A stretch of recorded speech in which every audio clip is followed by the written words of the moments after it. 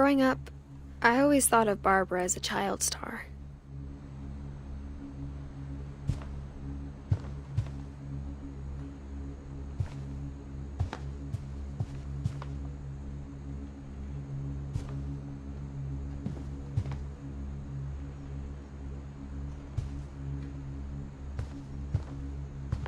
I never thought about how hard it must have been for her afterwards.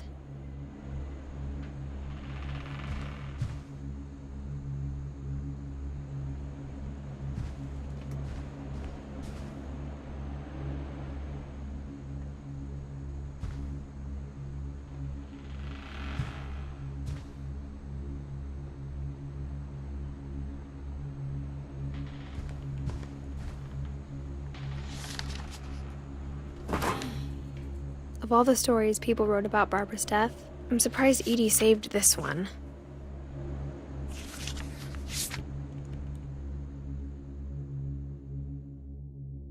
Old Jack here with another ghastly tale inspired by America's most unfortunate family. I'm calling it The Surprise Ending of Barbara Finch. As a child star, Barbara was famous for her scream.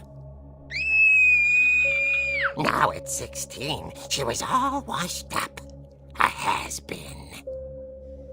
But in a lucky break, she'd been asked to perform her signature scream at a local convention for monster movie fans. It was just the boost her career needed. Unfortunately, her scream hadn't aged well. Getting better. I think you just need the right motivation. Her biggest fan and current boyfriend, Rick, was about to demonstrate when... Now that was a great scream. It was Barbara's father, Sven. He'd slipped into a table saw and had to be rushed to the emergency room. So Barbara got stuck babysitting her youngest brother, Walter. Her convention comeback was canceled. Okay, I'm hearing frustration, but I'm not hearing terror. What if I tried... A gang of hoodlums in Halloween masks have been terrorizing Orcas Island tonight. Police are urging residents to... That came from the basement. You're right! Also, I loved your delivery on that. Why is your basement door locked? Because my dad likes making puzzles and secret passages. There's a key hidden in the music box. The secret is to keep winding and winding until finally the key pops out. Thanks, babe. I'll be back in a sec. 20 minutes later, Rick hadn't returned. So Barbara went to look for him, right on cue. She reached for the music box.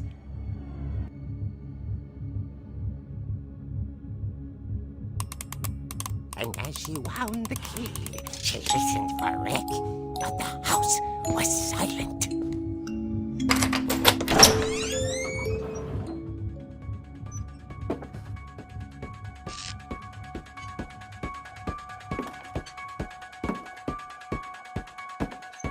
She found Rick's crutch and imagined the worst.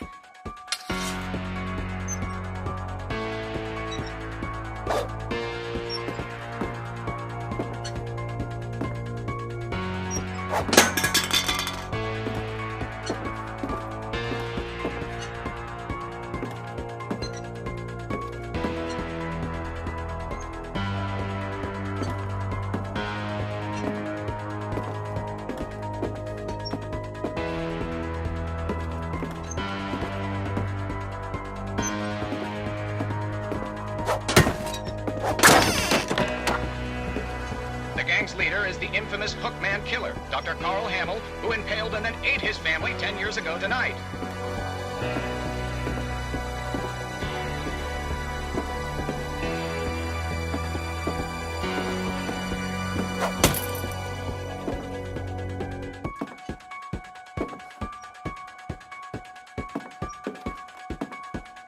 old fridge rattled and grew still.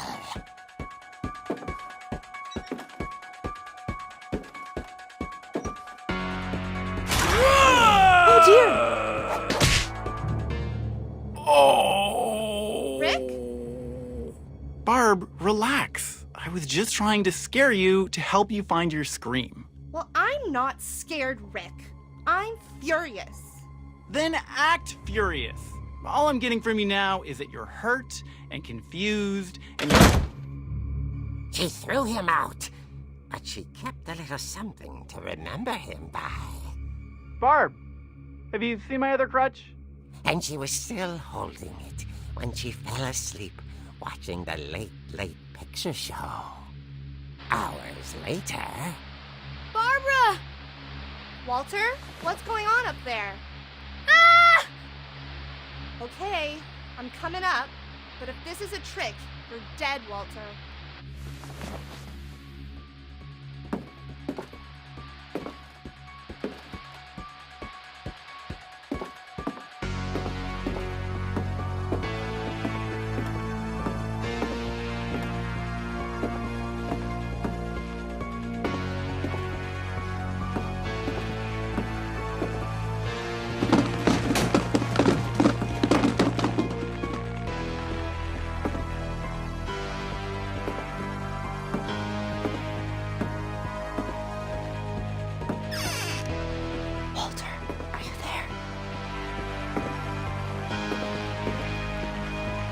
Walter had vanished, but his bedside radio was still on.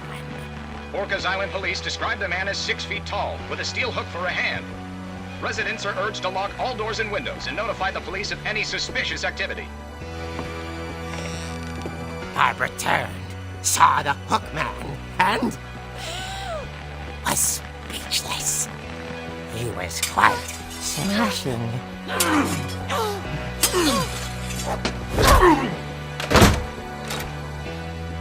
And whoever he was, he couldn't get enough of Barbara. Okay, Barbara, there's gotta be another way out of here.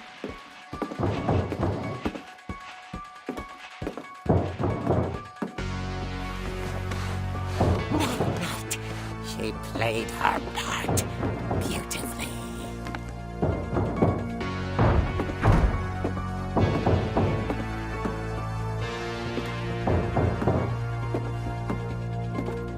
Molly's door hadn't been opened in years. The hinges groaned.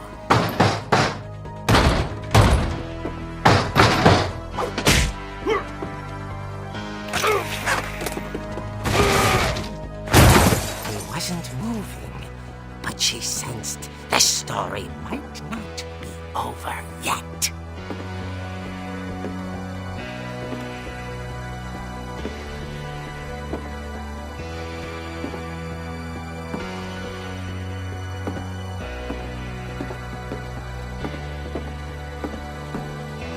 The hookman had vanished. She listened for his breathing, but all she heard was...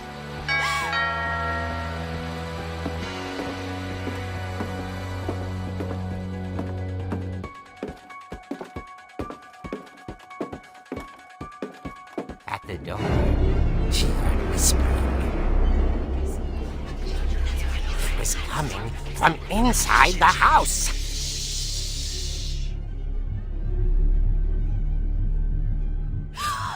Oh dear. The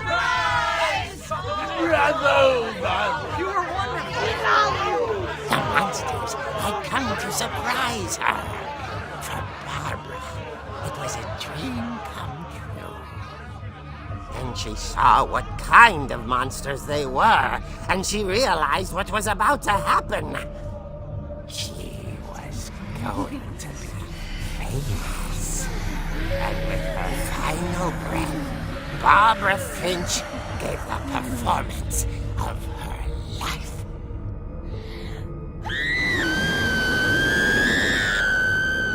I wasn't there myself, but I hear Barbara was magnificent. Poor she had a taste for stardom. But unfortunately, so did her fans. Of course, the police blamed it all on poor Rick, who disappeared the same night. And little Walter? Hiding under his bed the whole time. He took it all pretty hard, but that's another story. As for Barbara, tucked inside the music box is all they ever found of her. Her ear. Now that's what I call a real eerie tale.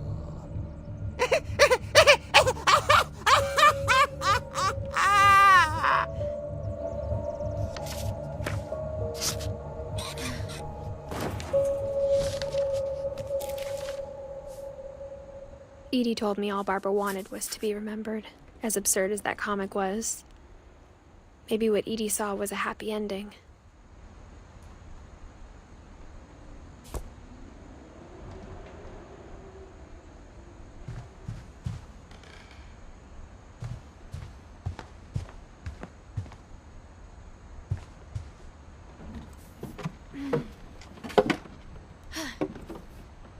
I guess now I know why Mom didn't like me playing with the music box.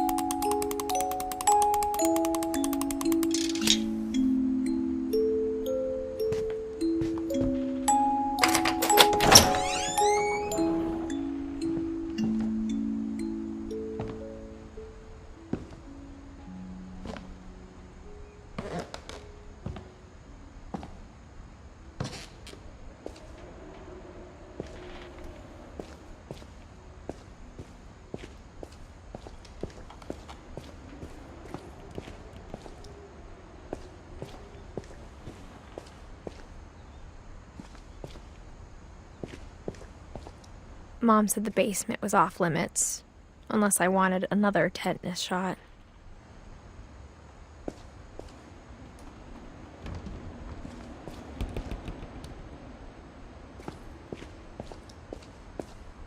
I saw Edie sneak down to the basement once, carrying packages.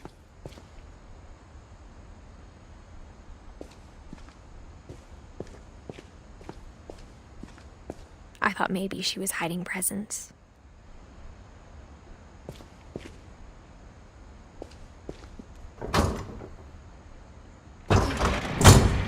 It turned out she was hiding a lot more than that.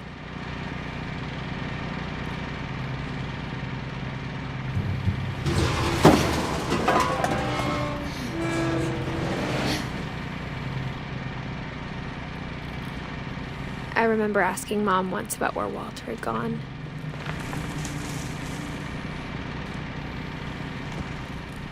She said after Barbara died, he got as far away as he could.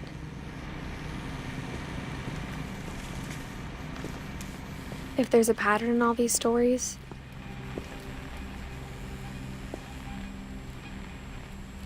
I think it's that none of us has gotten very far.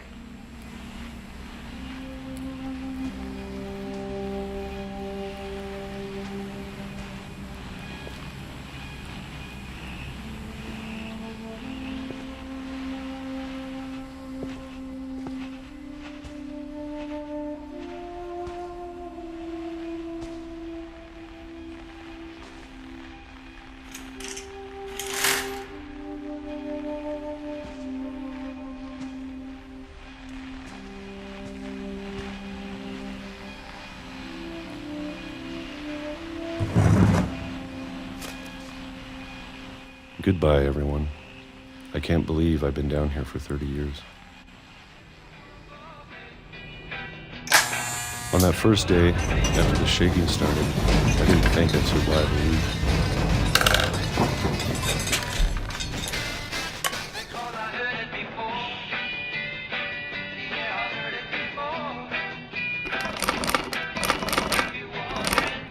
But after a few days, I settled into a routine. That's what kept me sane. Having a schedule, living for today. I always expected to be dead tomorrow. But if you wait long enough, you get used to anything.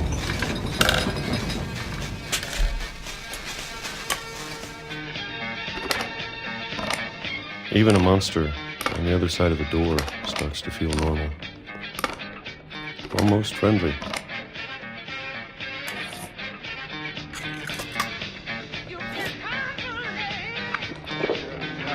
And then one day, everything just stopped. Whatever that thing was, it was gone. Maybe it got tired of waiting. Or maybe I just got tired of being afraid.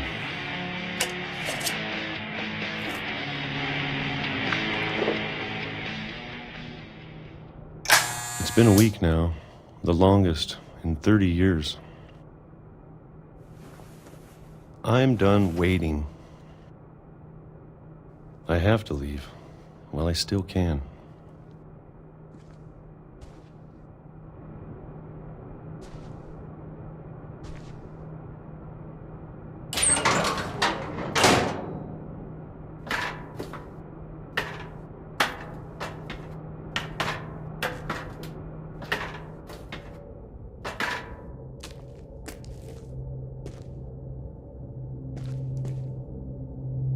I know it's out there, somewhere. Whatever killed Barbara and Molly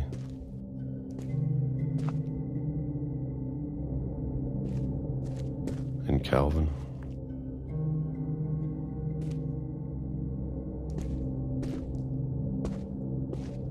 Maybe this is all a mistake. But I need to stop living the same day, even if it kills me.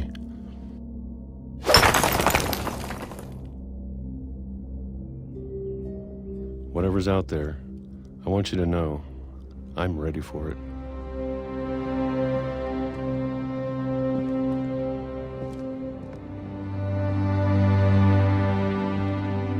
I'm going to appreciate all of it, especially the food. I don't mind if I only have a year left. Or a month. Or a single week. I'd be happy with one new day. I can already imagine the sun on my face.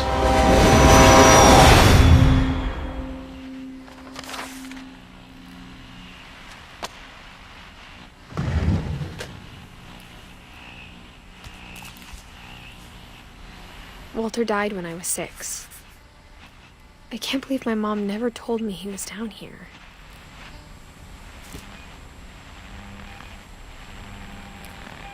I'm sure my mom was trying to protect me.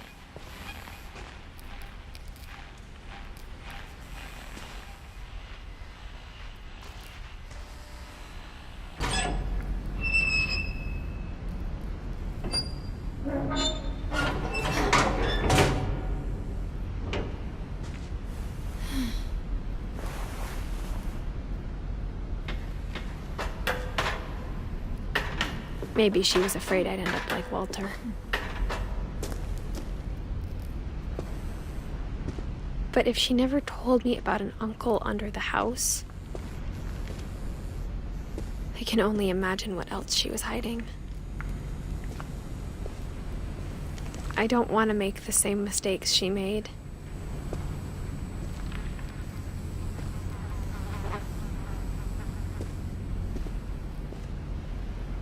Trying to bury something that's still alive.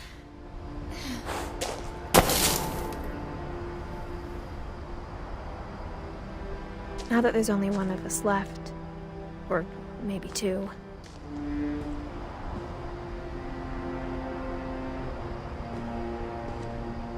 I thought it was time I heard the stories for myself.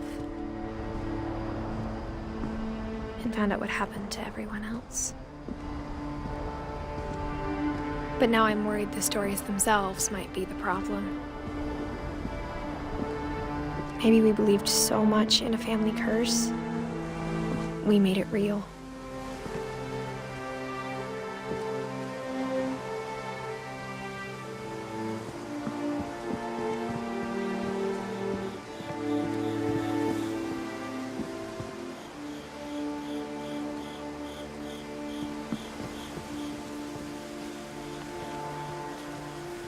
I don't know if I should even be writing this.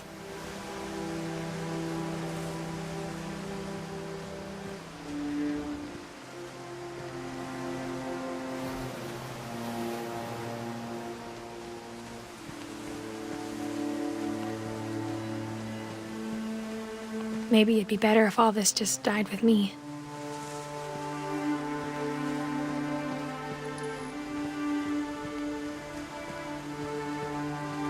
But I thought you should know about your family.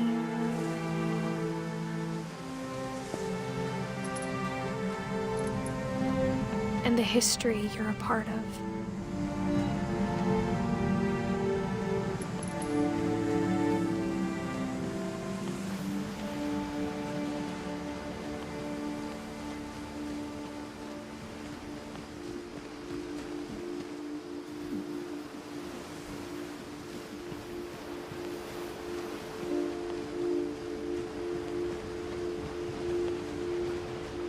Though to be honest, I feel as lost as you probably do right now.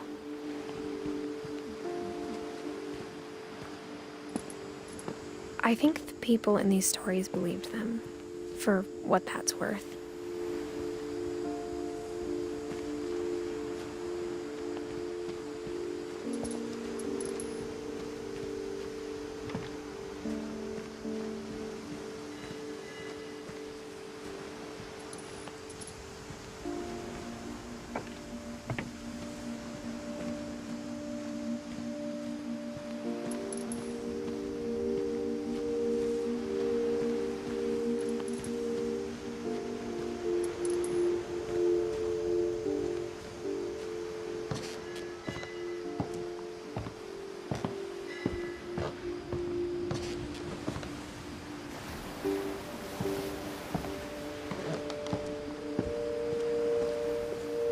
And when you look at the house, that history of imagination and stubbornness and madness, any of it seems possible.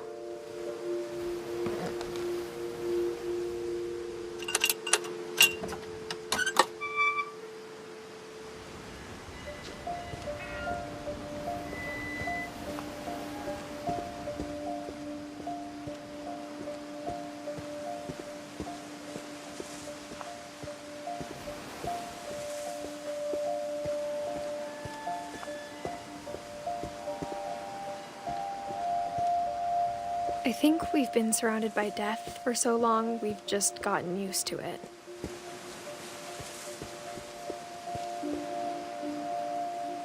What kind of family finishes building a cemetery before starting the house?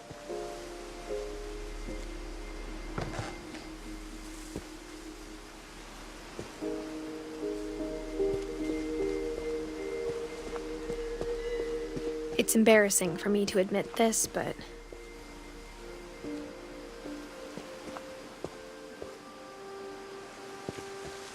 the pet cemetery made me more uncomfortable than the human one.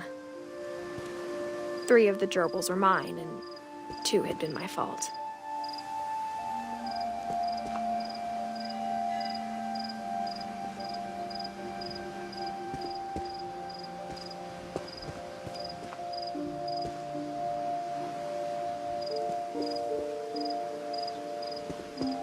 Sven built the house, but it was Edie who designed the cemetery.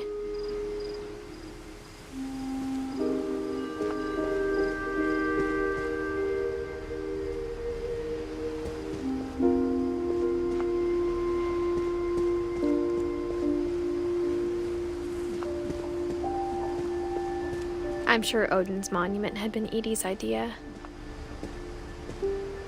My mom was always trying to move on, but for Edie, the past never went away.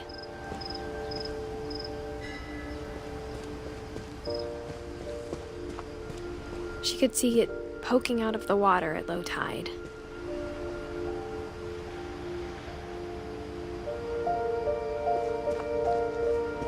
Edie's side was always easier for me to understand.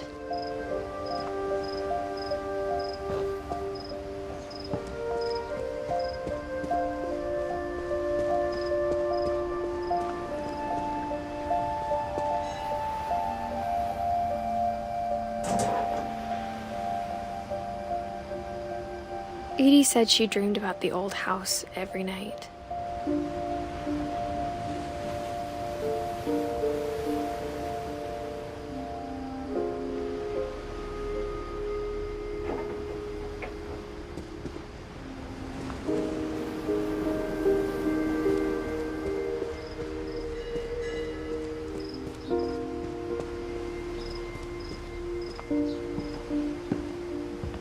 But the older I get, the more I can see where my mom was coming from.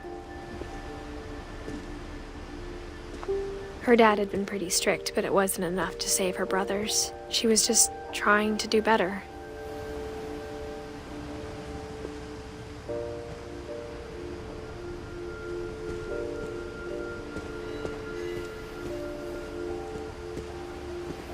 She lost 2 of her brothers, just like I did. I get why she tried so hard to protect us. We never found Milton's body, so my mom insisted we were putting up a monument, not a tombstone.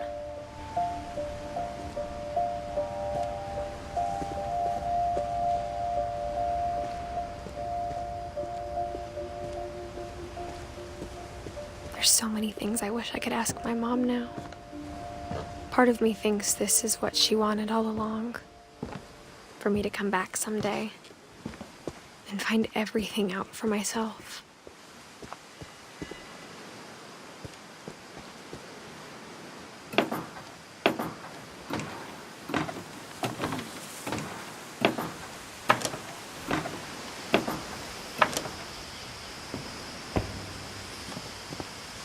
But looking back on it now,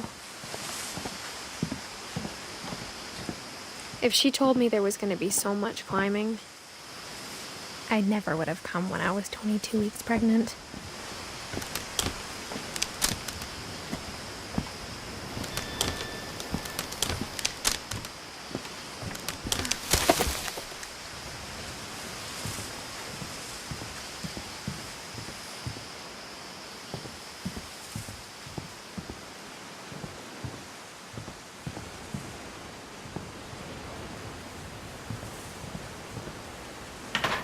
I never met Grandpa Sam, but I think he and my mom had a lot in common.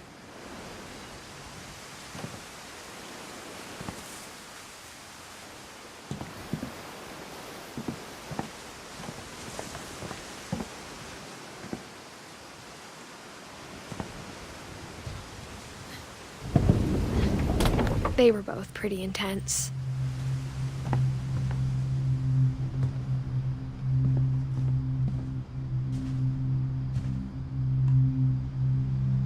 Sam spent his life shooting photos, but Mom said he got nervous being in front of the camera. I guess we're all afraid of something.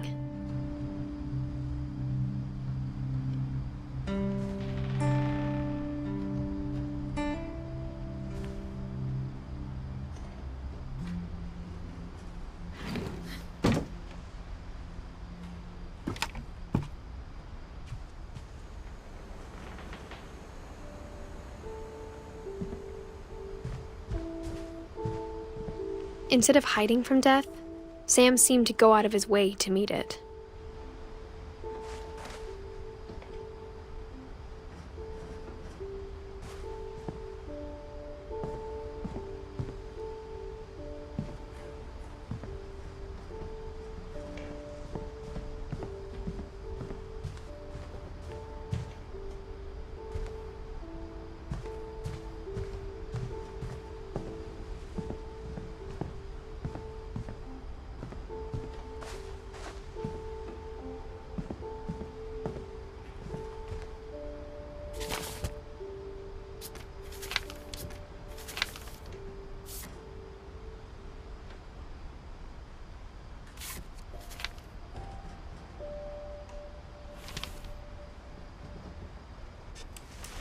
Dawn, I promise, you'll never forget this weekend. Yes, sir. These memories are gonna last a lifetime. Hmm? Am I gonna have to shoot anything? It's a hunting trip, Dawn. Shooting is strongly encouraged.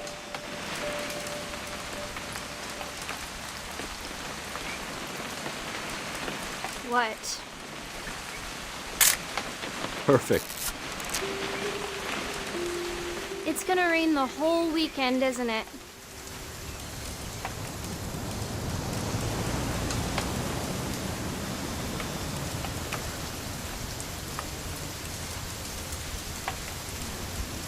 I will never forget this weekend, Dad.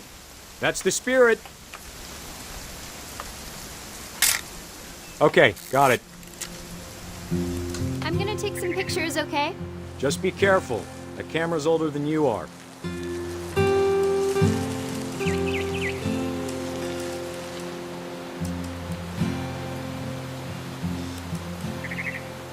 You're right, Dad. It's starting to clear up.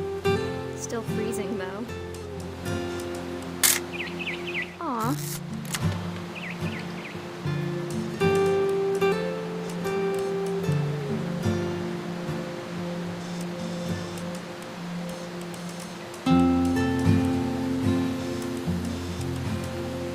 Definitely should not have drunk all that coffee. Hold still while I take a picture of you. I definitely won't be moving. Are you done yet? Does it sound like I'm done? Nothing quite like being outside. Hey! That's a keeper. I'm just saying, I'm not always gonna be here, Dawn. You'll need to remember this stuff, if you want to survive. I'll be fine, Dad.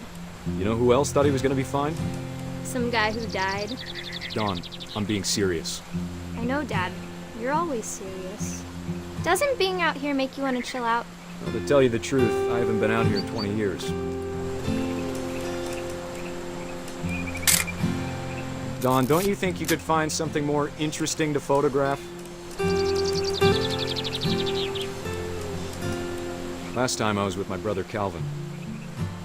Man, that was a great trip. Your grandpa Sven taught us how to fish, how to build a fire. We found an old logging trail. There were deer everywhere. I bet if I could remember where that trail was, we'd spot a buck for you in no time. Give me a minute to check the map. Dad! Good eyes, Dawn.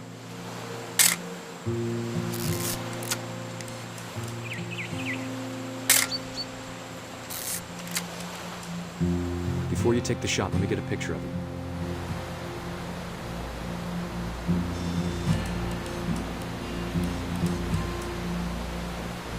Dad, I... Just breathe. Turn off your imagination. Focus on your target.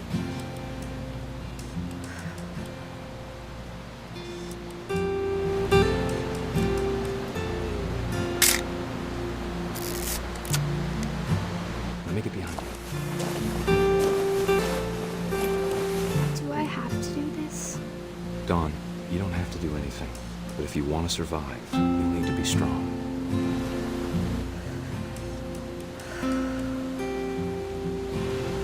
Now keep yourself squared up, elbows down, like we practiced, whenever you're ready.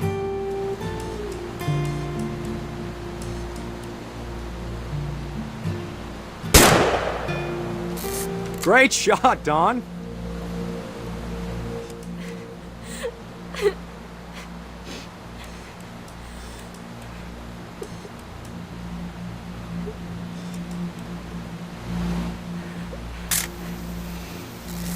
I'm proud of you, Dawn. Always remember that, okay?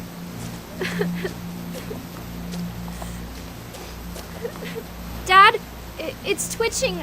I think That's it's totally so- normal, Dawn. Just focus on the camera. Try not to think about— Dad!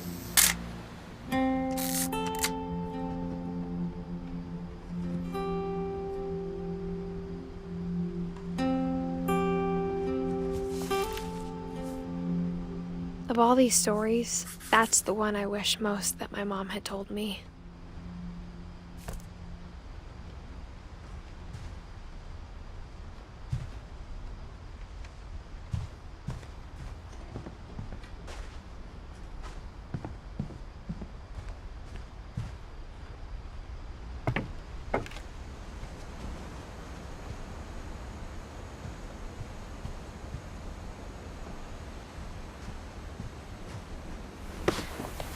After Sam died, my mom and Edie got really close. They'd both lost a lot.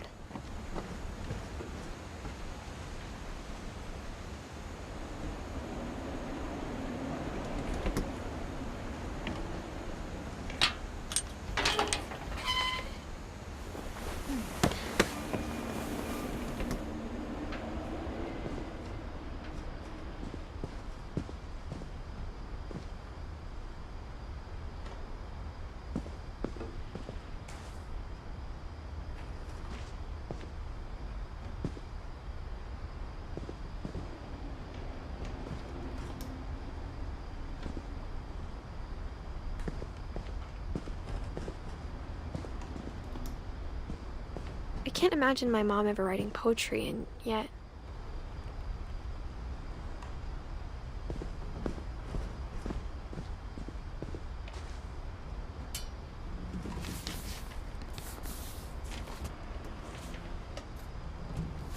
Dear Kay, do you remember the way Gregory used to laugh when he thought he was alone? Like something funny was happening, but only he could see it. I think he saw things the rest of us don't.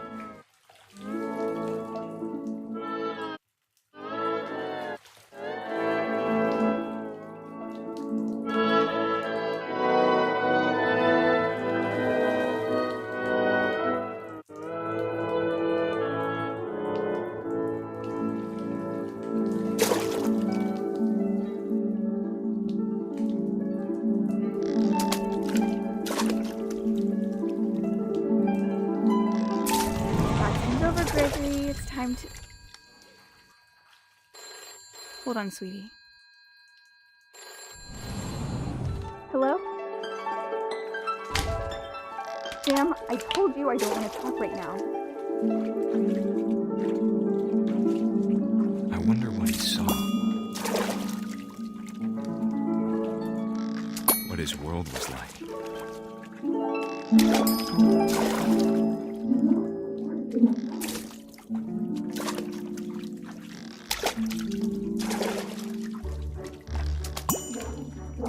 He reminded me so much of Calvin. Lost in his imagination. Whatever it was, he saw.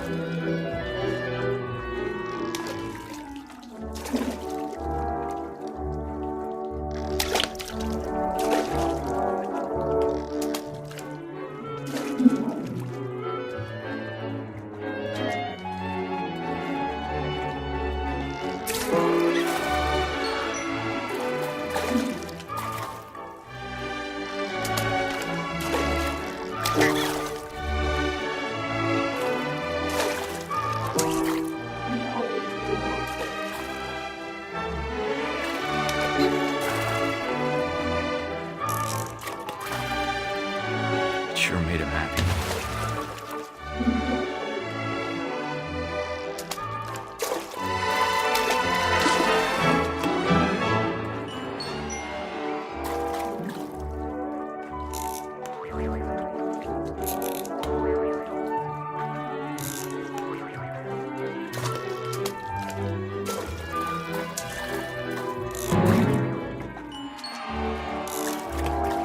I know how silly it sounds.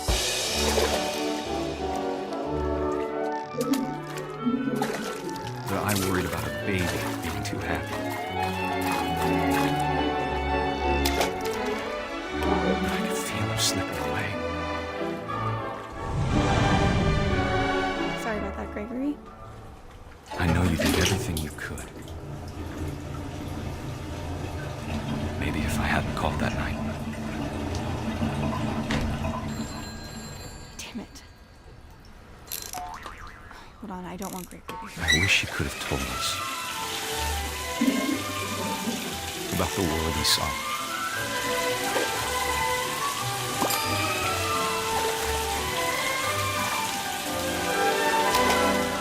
There's so much I don't understand about Gregory, about everything.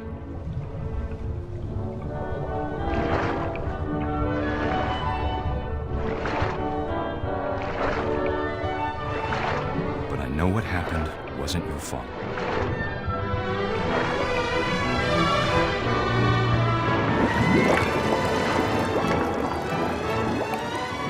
I'm sure he's happy. And he'd want you to be happy too. Good luck, Kay. Love, Sam.